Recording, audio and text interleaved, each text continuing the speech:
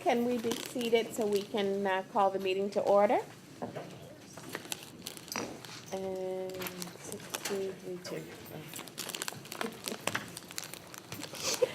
6-2-3-2.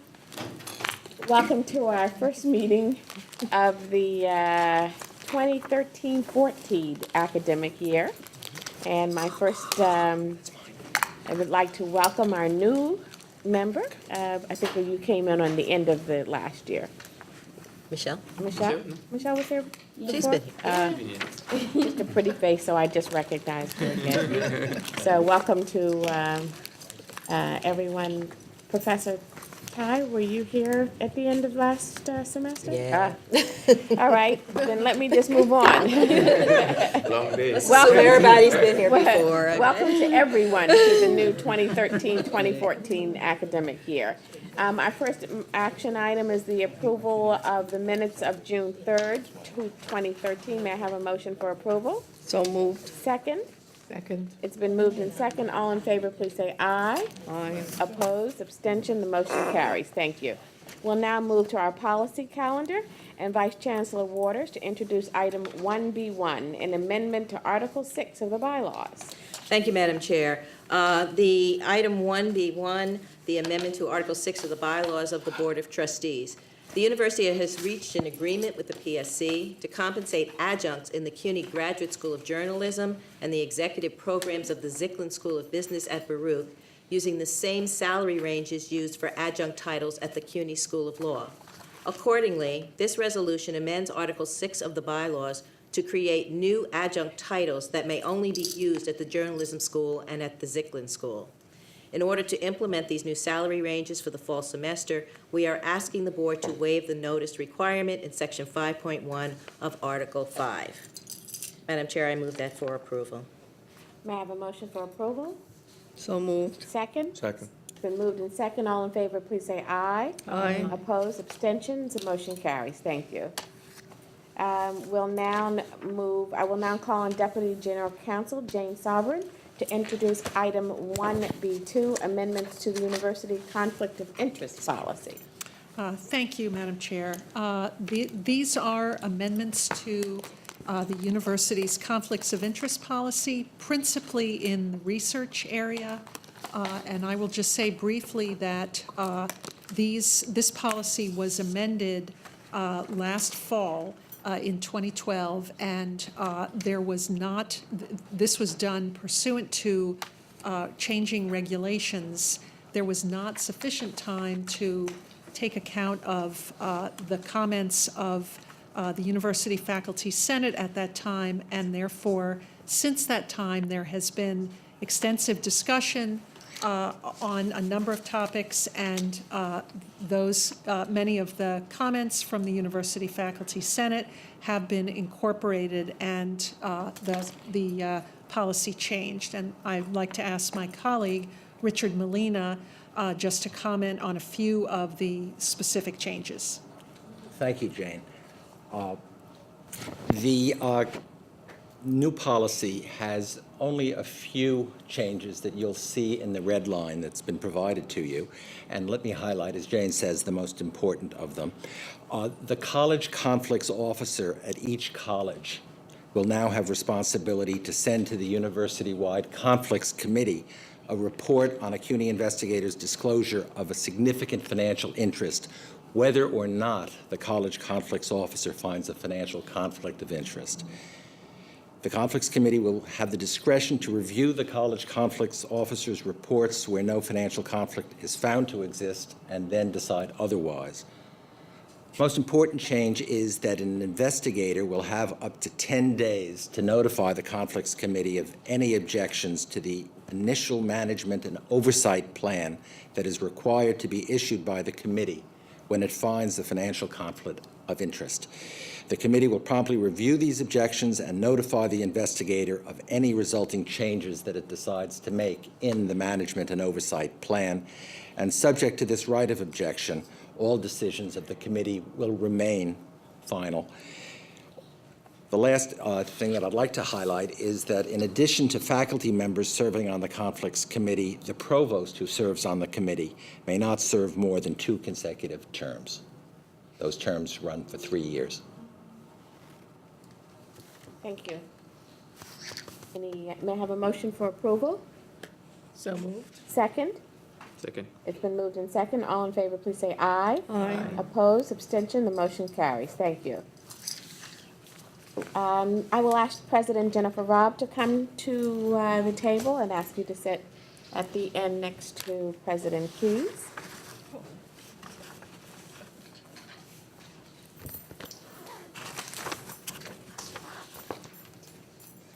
And introduce item 1B3, a naming opportunity at Hunter College.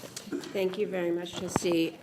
Very excited to bring for the trustees' consideration a resolution to name the Hunter College Library in honor of Leon and Toby Cooperman for their $25 million gift to the college, which will be paid over 5 years, starting in the next few months. The Coopermans met at Hunter College in French class, which they attended, as they like to say, for the princely sum of $24. He was the vice president of student government, she was the president.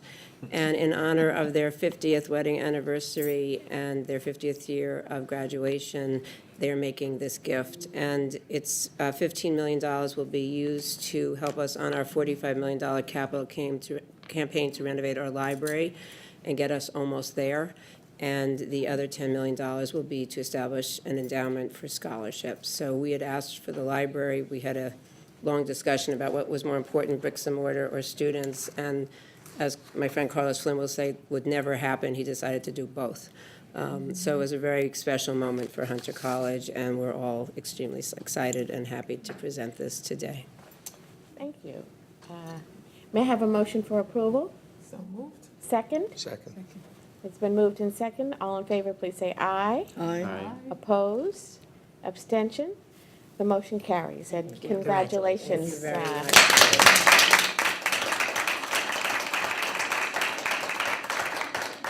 While you were gracious in giving others the acknowledgement for that, we know how hard you've worked on behalf of the college, and I personally want to let you know how we I appreciate all it, that you and do on it's behalf. great to see a couple that fell in love and expressing it. I think more people will go to college if that's the thing. That's where I met my husband. Yeah, oh, you met your husband there too? Okay, well, why don't you put that on the side of the bus, Jay? Any love stories? CUNY love stories. President Jeremy Travis, will you come forward to present 1B4?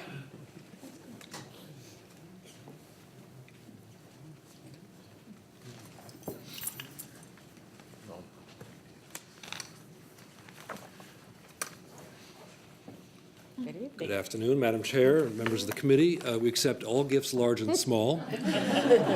So I'm here to ask for the committee's approval for the naming of a classroom at John Jay in recognition of a gift by our alumna, LaBrenda Garrett Nelson. She's a member of our class of 1975. She went on to law school and then an LLM in tax, and went to Washington to become a very successful tax attorney. And including work for the Senate Finance Committee that earned her great distinction. She then went on to work at Ernst & Young as a partner and just recently retired and has made a pledge for a gift that will total $75,000 that will support our pre-law program at John Jay so that other students can follow in her footsteps. So she's a terrific member of our community. She's also a member of our alumni campaign committee. And we would seek the committee's approval to name a classroom in our new building in her honor. Thank you. May I have a motion for approval? So moved. Second? Second. It's been moved in second. All in favor, please say aye. Aye. Opposed, abstention? The motion carries, and congratulations Thank to you. you as well.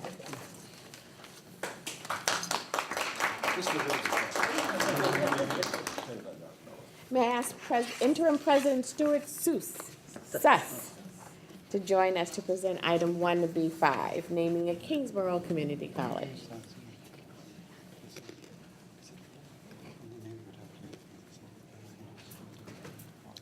I don't have $25 million to give anybody, but it is a great honor to present this proposal, this resolution for naming a building in honor of Regina Peruggi.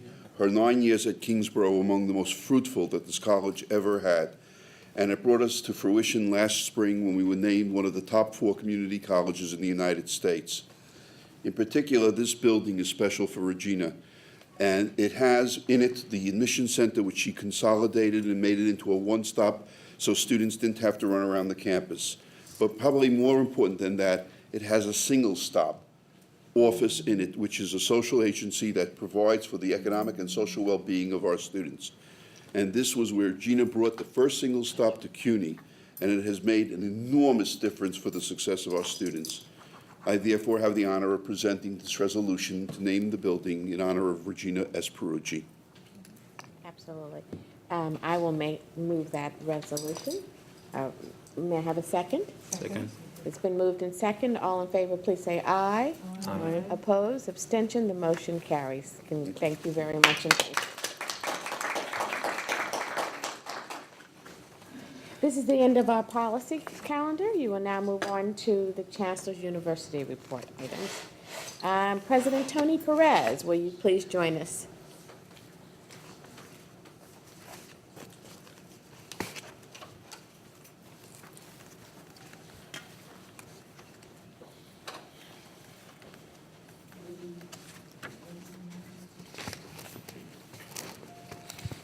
Trustee Beal and members of the board, it's my pleasure to come forth this evening to ask your approval to appoint someone to replace on an acting basis Dr. Sadie Bragg. Many of you are familiar with Sadie. She worked at BMCC for 40 years, dedicated provost and senior vice president, someone that we will truly, truly miss. In order to fill the shoes of someone like Sadie, we're going to need more time to do a thorough search, nationwide search. And in the interim, I've asked someone that I've known after having done the accreditation visit at his institution where he was president for 25 years. It's my pleasure to introduce someone who is not new to CUNY. He has a bachelor's degree in chemistry and mathematics from City College, a master's in organic and quantum physical chemistry from Hunter College, and a doctorate from analytical chemistry at Fordham University. A seasoned college president who has been in the academic field for all of his life, and someone who has not only been a chair but a dean in academic affairs throughout SUNY, to be the interim senior vice president and provost at BMCC, Dr. Robert Messina. May I have a motion for approval? So moved. Second? Second. It's been moved in second. All in favor, please say aye. Aye. Opposed? Abstentions? The motion carries, and congratulations Thank you and very welcome much. to CUNY. An opportunity. Well, you know, it's like coming home for me. I grew up in New York City. I think all the things I learned helped me in administration I got from New York. And especially my education. Had it not been for City University, particularly City College, Hunter College, I would have never gone to school. Came from a family of 8. My father came from another country. And it's almost the same story you hear from a lot of students in City University. And I'm very proud to be at Borough Manhattan Community College. It's a wonderful college, very diverse, and under the leadership of Dr. Perez, they're doing great things. And it's very energetic. It's so it's maybe coming out of retirement a little bit, but it's also high energy. And I'm very, very happy to be here. Well, it's a pleasure and an honor to have you join us. Thank you. for Thank your you very service.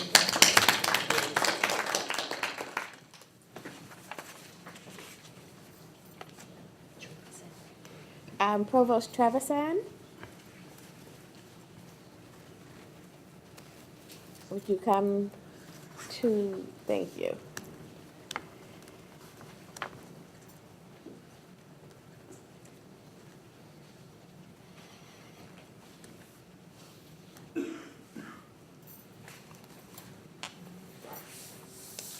Thank you very much. I'm substituting for the president who could not make it tonight, and it's a great pleasure to ask for re-endorsement of our new VP for communication, Dr. Deidre Hill.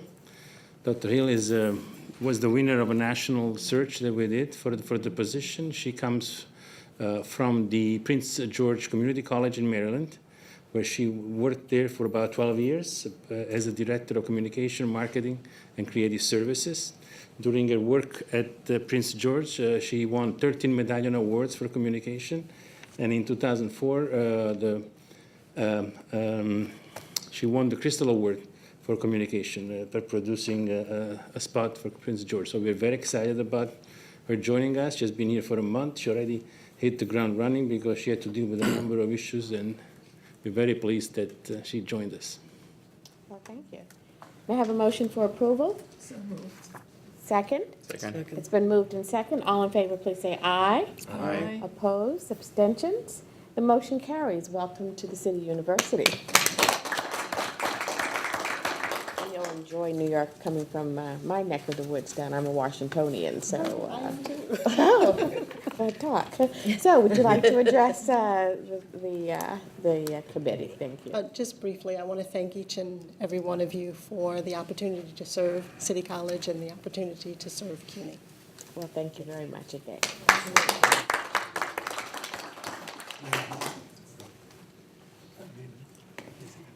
President Rudy Crew, will you join us and present 3 appointments at Medgar Evers?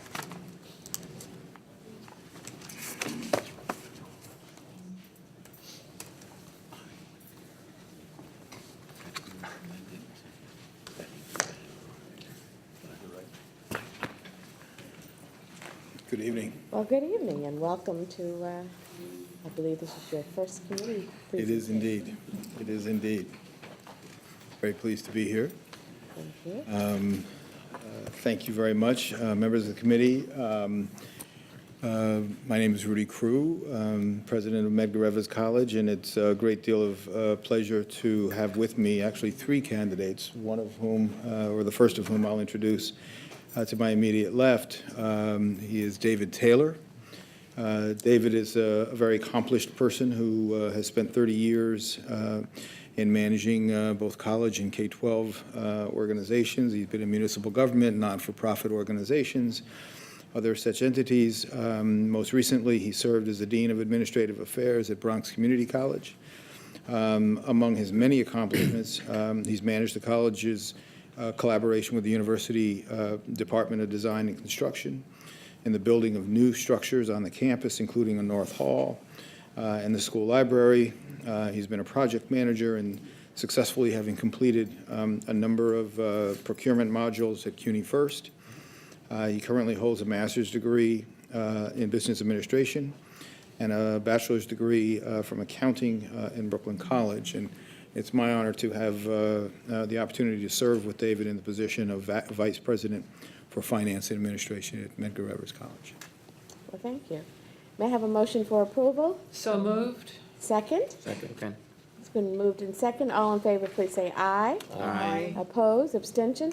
The motion carries. So I'm going to say welcome to your new appointment in the long-term member of the CUNY family, but that would be. Would you like to address the committee? Certainly. I would like to thank Dr. Crew and thank all of my fellow members and colleagues that I have come to work with and know over the years. This is a very proud moment for me as a product of public school education, product of a CUNY education, and having been groomed in the CUNY financial office.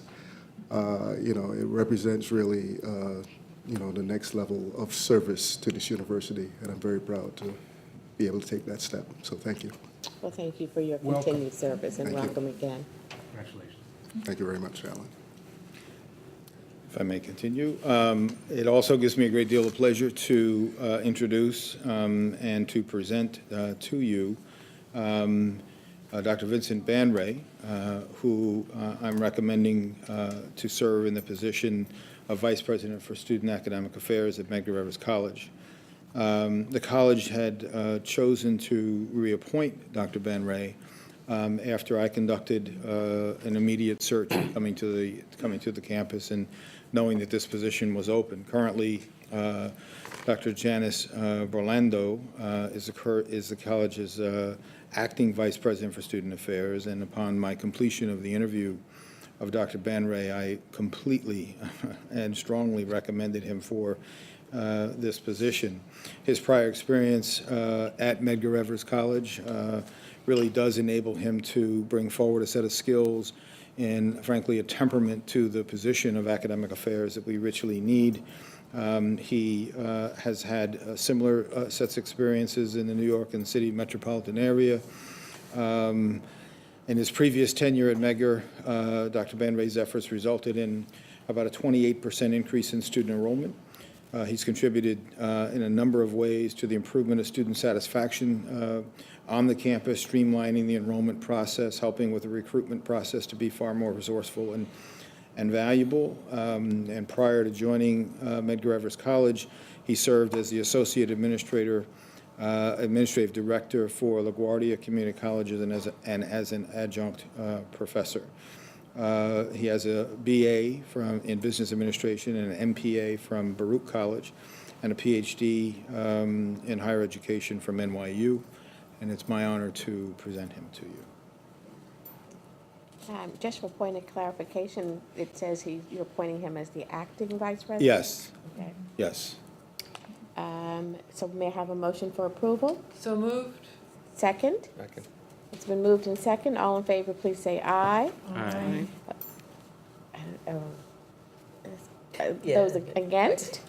And abstention?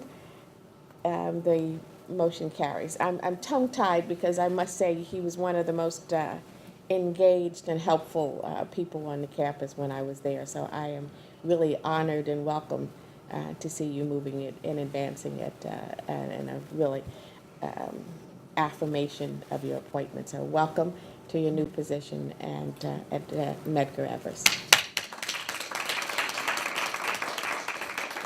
Would you like to address the committee? After serving the university for 36 years, I just want to thank Dr. Crew and the members of this committee for this opportunity. I started in CUNY in 1974 as a student, got my associates, my bachelor's, and my master's within the system. And I've dedicated those 36 years to opening doors for others to also attain their education. It's a great university, and it's great to work here.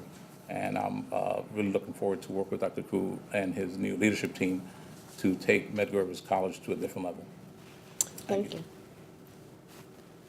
And you're a third candidate? The third candidate, I was actually absorbed in your process. I'm just watching to see how this all goes. I'm pleased to recommend for the acting vice president for institutional advancement at Medgar Evers College, Dr. John Flateau. Dr. Flateau brings a great deal of promise in the building of this entirely new division. The hope here is that he would be able to foster support for and help to engender confidence in Medgar Evers College by working with the external communities, building revenue through new funding efforts, reinvigorating legacy founders and funders, and forming innovative partnerships throughout the New York metropolitan area. He has led development efforts before, both in nonprofit organizations, governmental agencies, and the like. He has continued to focus his energy at Medgar Evers College while serving in the School of Public Policy. And he currently holds a PhD in political science from CUNY and from the University Center. He also earned a master's degree in political science and urban policy. He holds a master's degree in public administration from Baruch College and a baccalaureate degree in English literature from NYU. Very confident in John's ability to stand in what for us really is a very important breach here, in the sense that we need to really reach out to many, many, many communities and begin to both mend fences in some cases and in other cases build new relationships. All of that and much more probably is what I will put in his bucket. And my hope is that he is going to be as successful as the rest of us in being able to execute against that. Thank you. May I have a motion for approval? So moved. Second? Second. It's been moved in second. All in favor, please say aye. Aye. Opposed, abstention, the motion carries. And Dr. Flateau, and welcome, and again, one who is extremely helpful during our visit and time at Med Forever. So welcome and congratulations. Would you like to address the committee? Yes, I'm deeply honored by this opportunity to continue service to the City University of New York, to Medgar Evers College, and to President Rudolph Crew. Thank you. And so I'm going to take editorial chairman. I'm just ecstatic. And I think as this is your first group of leaders that you've worked for, you've been a busy person for the last, you've only been on board, 45 days, but this is a great start. And I've I had wish. help from around this table and many others, so I do thank everyone here who has sort of guided me through this process in one form or another. And congratulations. Thank you. Thank you.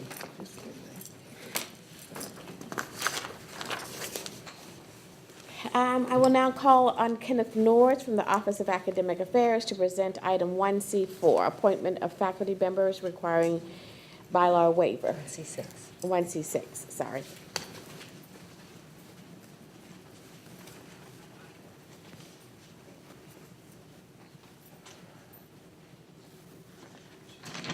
Madam Chair, the Gutman Community College is requesting that the board approve the appointment of Janet Mollenhoff as an assistant professor in the Department of Health Information Technology with a waiver of the terminal degree requirements set forth in section 11.5.1 of the bylaws. Health information technology is a very applied field of study. There is a precedent at both CUNY and SUNY to appoint qualified individuals to the professoriate to teach the subject who do not hold a terminal degree. Ms. Mollenhoff has a master's degree in public administration and is certified as a registered health information administrator. That certification is one of two certification options that the Commission on Accreditation for Health Informatics and Information Management Education requires for a director of an academic program in health information technology. In addition, Ms. Mollenhoff has decades of professional experience in this field and will bring great expertise to launching the health information technology program at Gutman Community College. For these reasons, the college asked the board to approve the appointment of Janet Mollenhoff at Gutman Community College, waiving the terminal degree requirement. Thank you, ma'am. Have a motion for approval? So moved. Second? Second. It's been moved in second. All in favor, please say aye. Aye. Opposed, abstention, the motion carries. We will now have our report from Vice Chancellor Waters. Thank you, Madam Chair. I want to take this opportunity to alert the committee to a proposed policy that will be presented at the November meeting. As you may know, CUNY sponsors and maintains two employee-defined contribution retirement plans, the Optional Retirement Program, or ORP, and the Tax-Deferred Annuity Plan. Both are defined contribution plans, which means that each participating employee has an account into which contributions made by CUNY and by the employee are deposited. CUNY has selected a variety of funds that employees can choose from in order to invest the funds in their accounts. As a plan sponsor, CUNY is a fiduciary to the plan participants. A principal responsibility for a fiduciary in a defined contribution retirement plan is the selection of plan investments to make sure that they are suitable and monitoring them to ensure that they remain suitable. This includes examining investment performance, fees, management, and history. In addition, we should strive to select a menu of investment choices that will allow each participant to create a diversified portfolio. New York Education Law, Article 125A, which established the CUNY ORP, provides that the Board of Trustees will give due consideration to the suitability of the contracts used to fund the plan.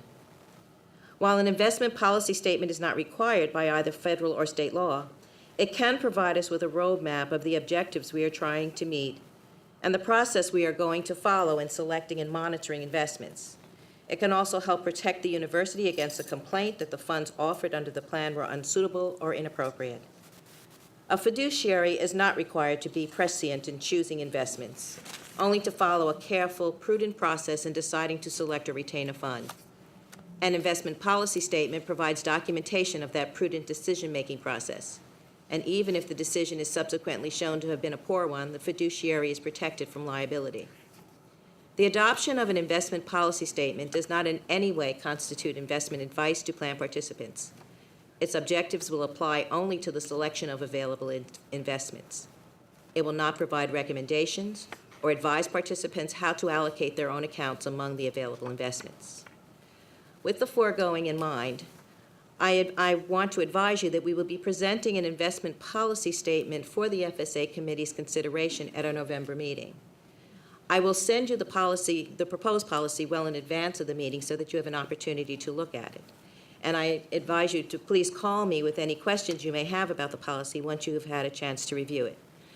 I also want to note that we have retained the services of a consultant, Evan Giller, who is in the audience today, and he is an expert in this arena, in pension investments and in advising institutions such as CUNY and SUNY on the opportunities that are made available to the employees.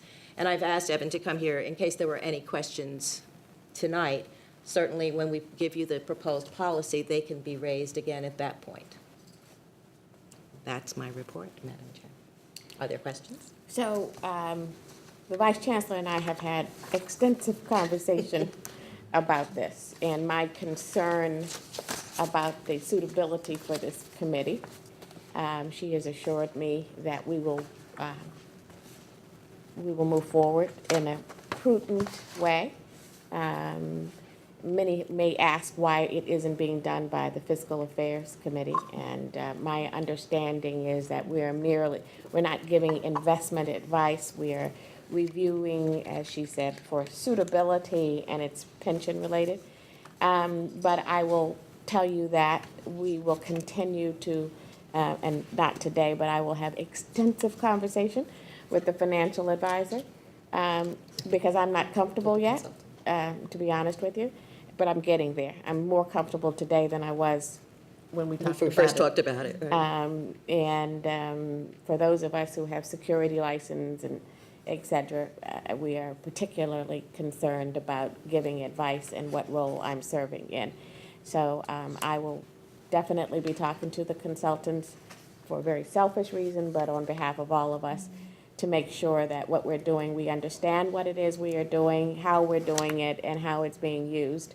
And this was just an introduction to let you know that those conversations are being conducted, and that we will have a more full presentation before you're asked to vote on something, and we understand exactly what it is we're voting on, what it is we are recommending and what we're not recommending, and what role we'll play.